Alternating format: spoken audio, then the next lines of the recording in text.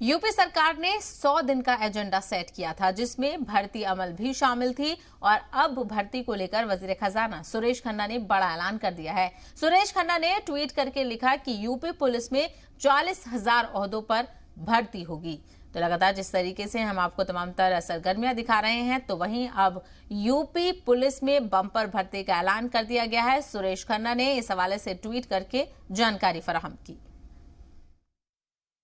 उत्तर प्रदेश सरकार में मंत्रियों के 100 दिन के एजेंडे पूरे होने वाले हैं, लेकिन उससे पहले वित्त मंत्री सुरेश खन्ना ने ट्वीट कर ये बड़ी जानकारी दे दी कि 40,000 पुलिस भर्ती जल्दी शुरू होने वाली है। बाकायदा इसके अध्याचन की स्वीकृति दे दी गई है, यानी वित्तीय स्वीकृति के साथ साथ अध्याचन की स्वीकृति भी जारी कर दी गई है। आपको याद होगा कि मुख्यमंत्री ने 100 दिन के एजेंडे में सभी विभागों से मांगा था कि किस विभाग में कितने पदों पर रिक्ति है, यानी आने वाले वक्त में 5 साल में 4 लाख लोगों को रोजगार देने का जो वादा योगी सरकार ने किया है, उसकी शुरुआत कर दी गई। इसके साथ ही अब कई विभागों में स्वास्थ्य विभाग से लेकर जो है ऊर्जा विभाग हो, पीडब्ल्यूडी विभाग, सभी जगह भर्तियां होंगी, लेकिन 40,000 पुलिस भर्तियों का ऐलान कर दिया गया है। बाकायदा इसके लिए जो कमेटी है वो बना दी गई है। अब जल्दी गृह विभाग से फाइल पारित होने के बाद वांट निकाली जाएगी और उत्तर प्रदेश के 40,000 पदों पर उत्तर प्रदेश के जो युवक हैं, जो युवतियां हैं, वो भर्ती हो सकेंगे, क्योंकि महिलाओं को लेकर भी सरकार सशक्त है। तो इस 40,000 पदों में